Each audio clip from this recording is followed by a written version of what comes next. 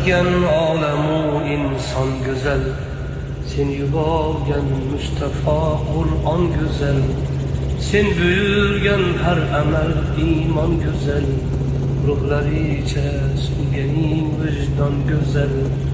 Bu go'zalliklar jamolingdan sening, har ishing har so'zu ahkoming buyuk, hem jazoing hamda inoming buyuk, qilganing insonga ikroming buyuk, jannatingdek dini isloming buyuk.